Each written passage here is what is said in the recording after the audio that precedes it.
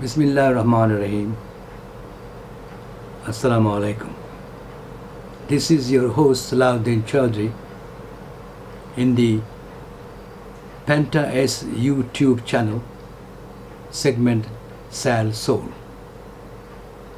This is the 8th session in continuation of my previous one regarding fashion show.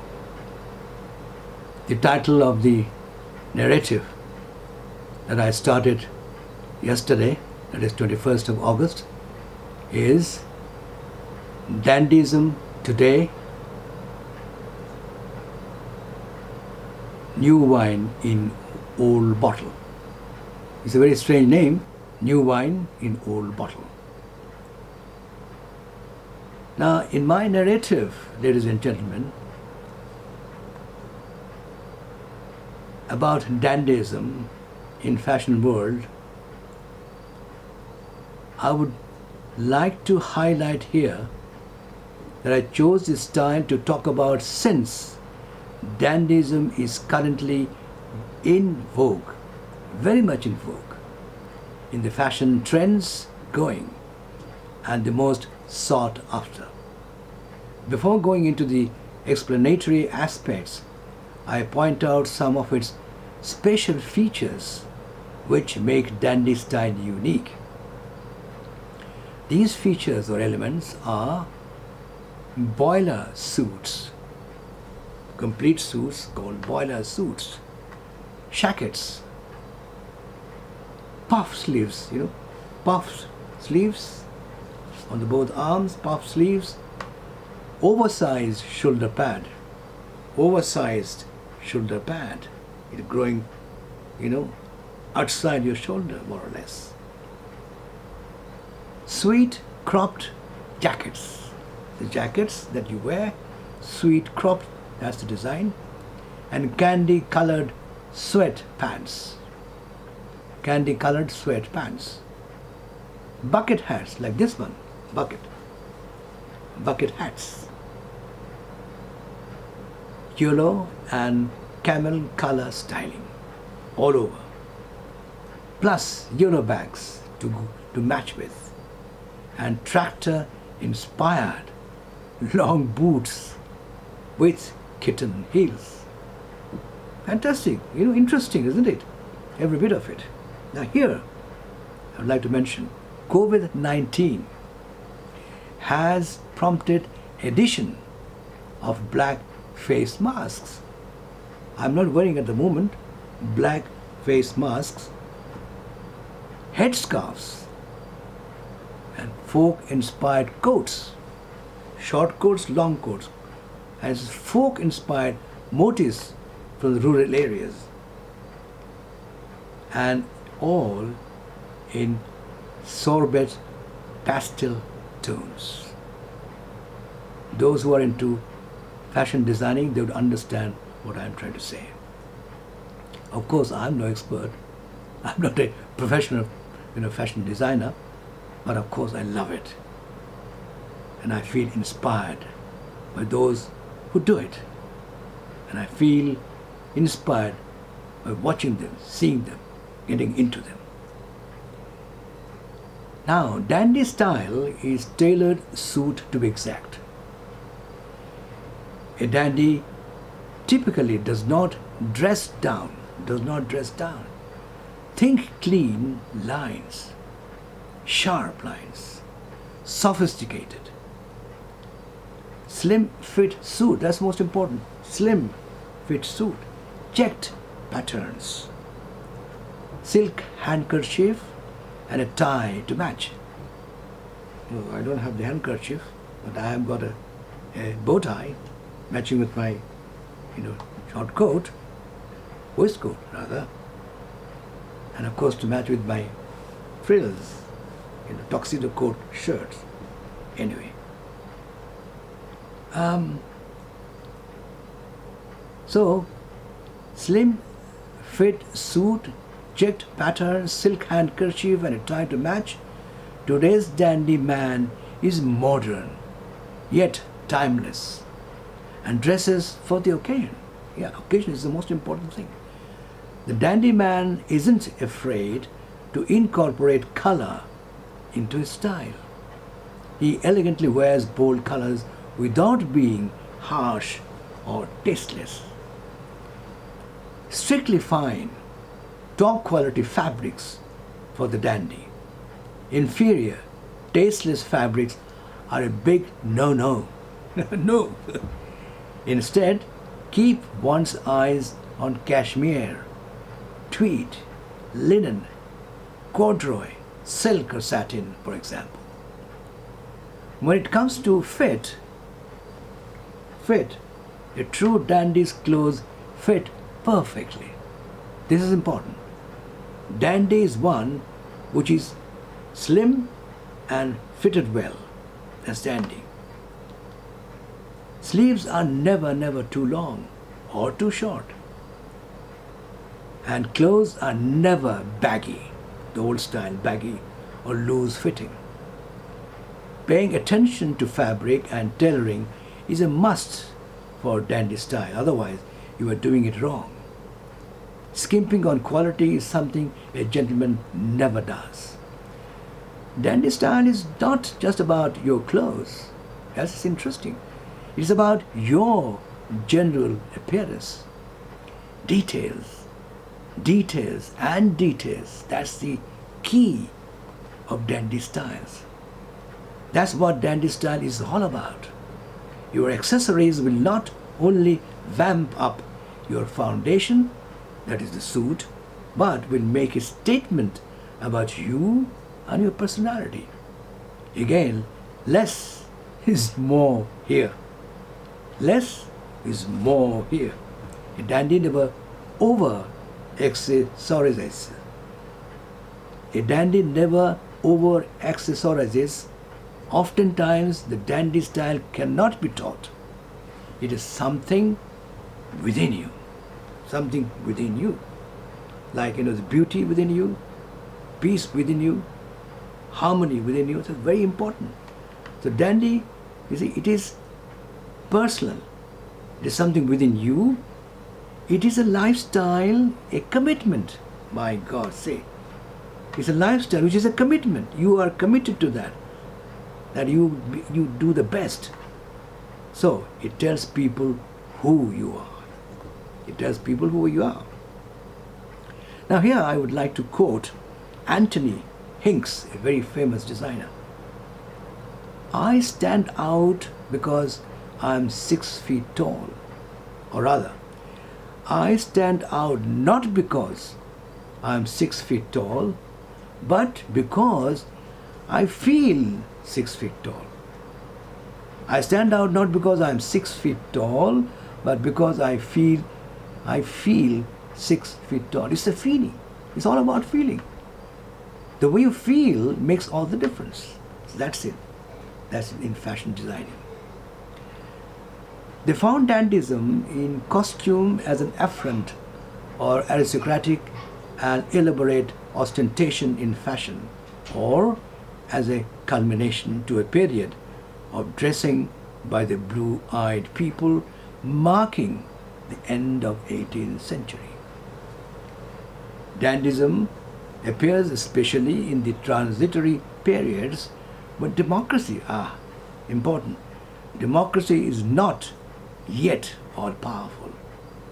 And when aristocracy is only partially unsettled and depreciated. See? Democracy is not full-fledged. It's not flourishing. Neither up, neither down, nor down. So, that's the time when dandyism comes in.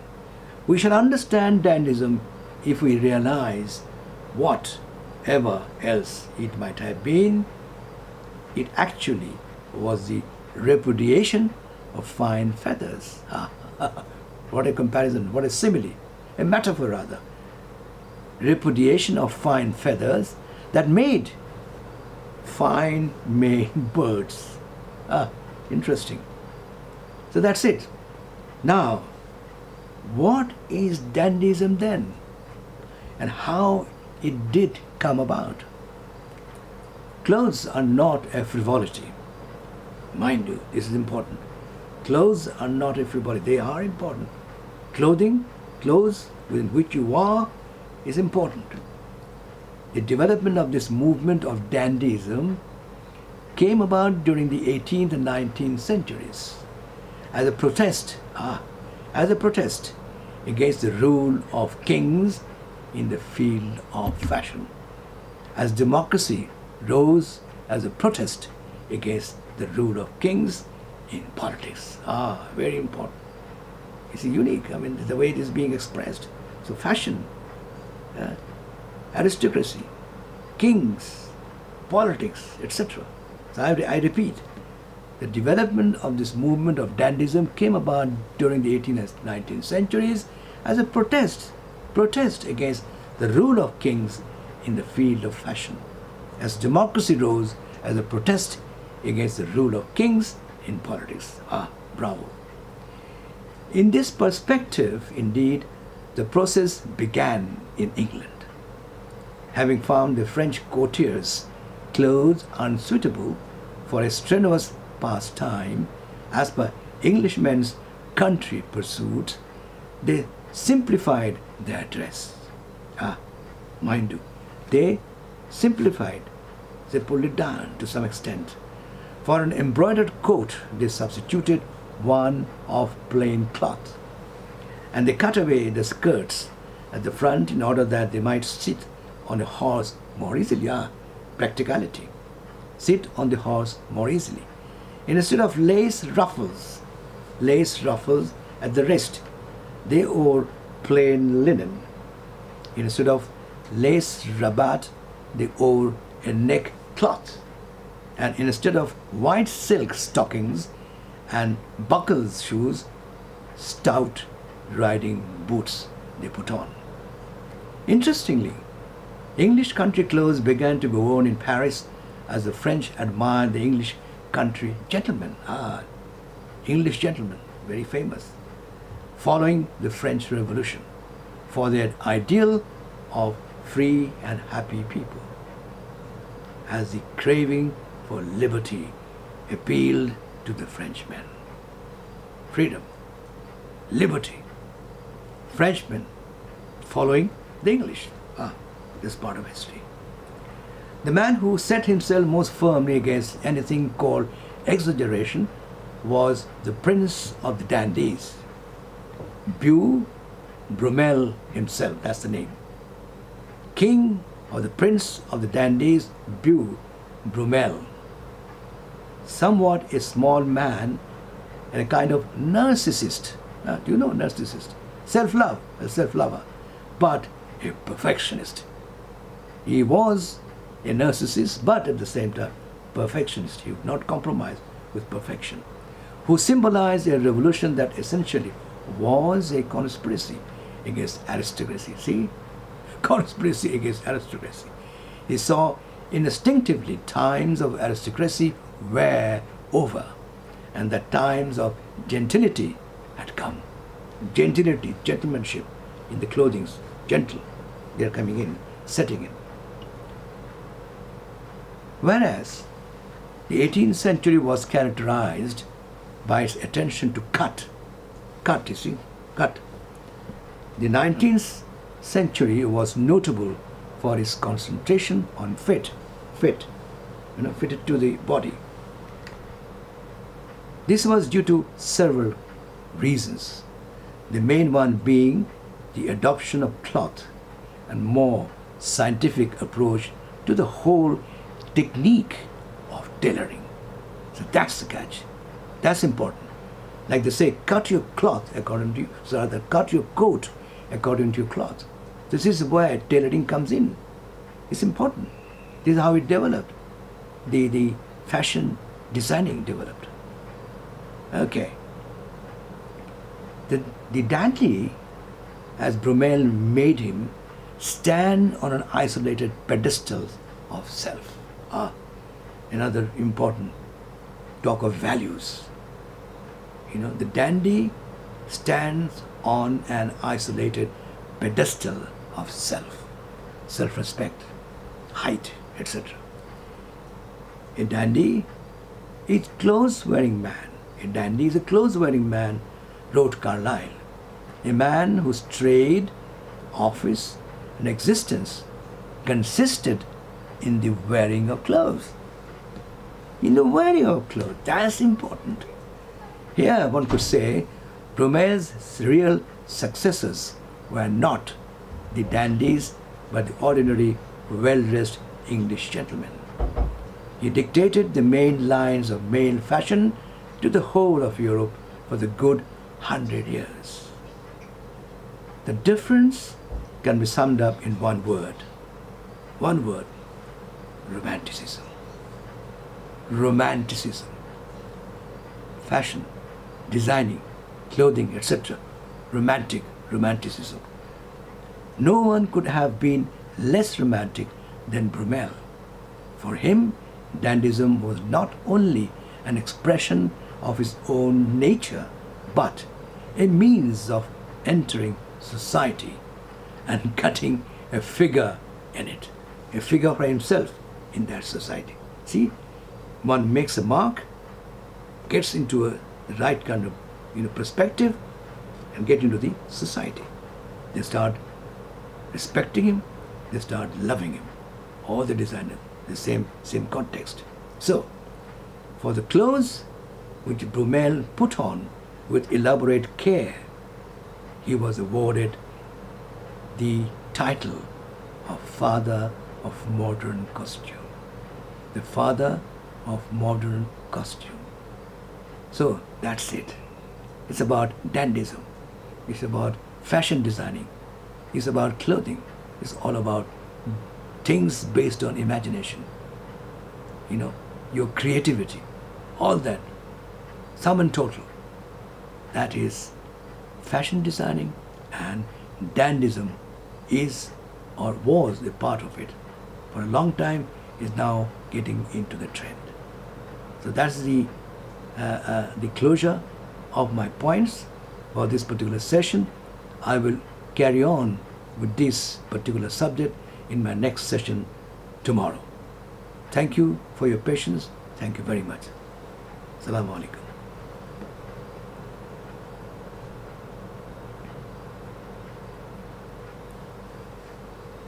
Now,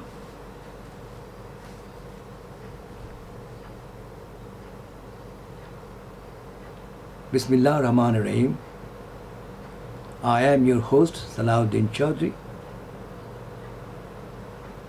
in the Penta-S YouTube channel, segment Sal Soul, session 9, a continuation of the subject of fashion designing, or about the World Fashion Day, and about dandyism. Dandyism today, new wine in old bottle. Okay? So, my dear viewers, to continue with the subject, dandyism had its enemies. Oh my God, enemies? What kind? But I need not delve into Carlyle and the anti-dandiacals, who in articles and books had directed the attack of the 1830s and 1840s on dandies in general and on the fashionable novels in particular. Every manifestation of personal eccentricity, and mind you, eccentricity is a very important part of a human being who is into fashion designing, into tailoring. All right? So that eccentricity has to be, it's like a quality. You have to be eccentric to do the best. So every manifestation of personal eccentricity in attires was condemned as bad form at that time. Right? There was this idea that something morally was reprehensible in a man who paid too much attention to his own clothes. That's it. To your own clothes. Don't pay so much attention, but it's debatable. You see, one thing can be good for one, may not be good for the other. Or maybe good for one time, may not be good for another time. A man could suggest the purity of his thoughts by clean linen, but he must also show the seriousness of his mind by the somber line of his clothes. Somber with humility, lines of clothes. I mean, look at this. This is like a metaphor. I mean, comparable. The character, sobriety, somberness. And the same thing applicable to clothing, to clothes, to designing. By the middle of the 19th century, most Englishmen had come round to this point of view. That is how it flourished. That kind of fashion designing, particularly dandy styles. It was fashionable to idle. Oh God. It was fashionable to lazy, to idle. And the most unfashionable was to work. Another metaphor, another comparison. It was fashionable to be lazy or idle, and the most unfashionable was to work. It was highly fashionable to go hopelessly into debt, for which the fashionable remedy was a discreet removal to the continent. Interesting. I mean, it's just a food for thought. In England, as well as in France, 1830 was the year for dandyism in the press. But in England, it was the year for reaction. You see, like democracy, like any kind of revolution, there has to be a reaction. So you protest to things that you don't like and you want to change. The dandies were an old and notorious story in England at that time, and 1830 was the year to renounce the regency and vilify the dandy class. That's it. What a pity. The end of World War II saw the emergence of two related but contrasting types, known respectively as the New Edwardians and the Teddy Boys. Another kind of fashion designing, Teddyism. I don't know whether anybody will remember in the early 70s or even earlier, the 60s, Teddyism came into fashion designing the trend at that time. And drain pipe, pants. And of course with puffiness of big shoulders and things of that sort. Okay, so the young guard officers, regarding Teddyism, I'm telling you, Teddy Boys, the young guard officers returning to civil life exchanged their military uniform for another kind of uniform. They all still looked exactly alike, wearing clothes which were a direct echo of the masculine modes of the early years of the century. In this, there was an undoubted element of nostalgia. Nostalgia, important. The suit with rather tight trousers, mind you, is something like concerning dandyism. The suit with rather tight trousers and high buttoned jacket came from one of the bespoke tailors in Savile Row, famous place, famous lanes, famous avenue in London. Tailors in Savile Row or its immediate neighborhood. So these all came about at that time. Bespoke, right? Bespoke tailors. Very, very, high profile, excuse me. The curious thing for men was that their styles were echoed, or rather caricatured, by young men who were certainly not of their class. The so-called Teddy Boys, the exaggerated shoulder line was an assertion of masculinity. Masculinity, for they lived in a world where it paid to be a tough guy. Tough guy, a strong guy. The exaggeration of sexual characteristic was typical of female costume, and for long periods of history of male costume also. The battle of the sexes, rather than aesthetic principles and foreign thought, was the central issue of the 90s, reflected in changing legislation. Legislation had to be changed. Lawmakers had to do it. In shifting fashions of costume and even furniture. And of course, in the literature of the period. So legislation had been done, probably protestation, part of a movement. So the lawmakers had to bring in new laws through bills. Right. Whatever was genuine in English decadence, the follies of that time, the decay of that time, whatever was genuine in English decadence of the 90s rested on a fear of the decay of the sex beside the looming dominance of the other. See? Dominance of one sex over the other. Today, also almost a similar situation. And we are facing, all kinds of thoughtlessness or thinking or worries, the influence of one on the other, or decaying effect of one on the other is what we have to shun and alleviate, but not in the context of fashion designing or clothes designing.